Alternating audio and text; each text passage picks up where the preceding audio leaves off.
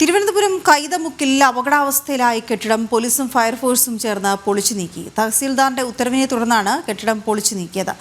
വഴിയാത്രക്കാർക്കും പ്രദേശവാസികൾക്കും ഭീഷണി ഉയർത്തിയതിനെ തുടർന്നായിരുന്നു നടപടി.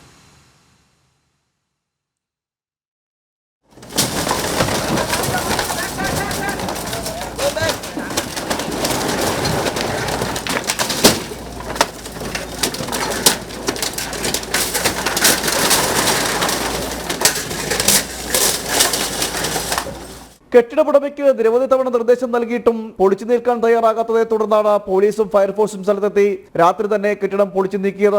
തിരുവനന്തപുരം കൈതമുക്കിലാണ് അപകട ഭീഷണി സൃഷ്ടിച്ച് കെട്ടിടം നിന്നത്. കഴിഞ്ഞ ദിവസം ഓട് തലയിൽ പതിച്ച് കുട്ടിക്ക് പരിക്കേൽക്കുക കൂടി ചെയ്തതോടെ അടിയന്തരമായി കെട്ടിടം പൊളിച്ചു നീക്കാൻ തഹസീൽദാർ ഉത്തരവിടുകയായിരുന്നു.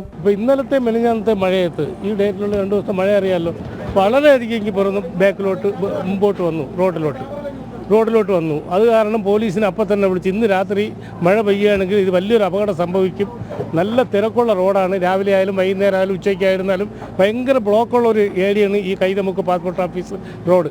അത് അപ്പോഴപ്പോൾ അത് വെടിക്കുന്ന ഓരോ പടപടപട സൗണ്ട് കേൾക്കുന്നുണ്ട്. അപ്പോൾ എന്തായാലും ഇത് വീഴുമെന്ന് ഉറപ്പുണ്ട്. അങ്ങനെയാണ് പോലീസിനെ വിളിച്ചതും വില്ലേജ് ഓഫീസർ അറിയിച്ചതും. വില്ലേജ് ഓഫീസർ നിർദ്ദേശം തന്നു. എന്തുകൊണ്ട് അത് അപകടം ആർക്കും ഉണ്ടാവരുത്. കെട്ടിടത്തിന് 75 വർഷത്തിലധികം പഴക്കമുണ്ട്. കഴിഞ്ഞ 25 വർഷത്തിലേറെയായി പൂട്ടിക്കിടക്കുകയായിരുന്നു കെട്ടിടം. മഴ കനത്തതോടുകൂടി കെട്ടിടത്തിന്റെ ഒരു ഭാഗം റോഡിലേക്ക് ചരിഞ്ഞു. ഇതേ തുടർന്ന് പരാതിയുമായി നാട്ടുകാർ കൂടി എത്തിയതോടെ കെട്ടിടം പൊളിച്ചു നീക്കാൻ തഹസീൽദാർ ഉടമയ്ക്ക് നിർദ്ദേശം നൽകി. എന്നാൽ നിർദ്ദേശം ഉടമ സ്വീകരിക്കാതെ വന്നതോടെ കെട്ടിടം അടിയന്തരമായി പൊളിച്ചു നീക്കുകയായിരുന്നു. ജനം, തിരുവനന്തപുരം.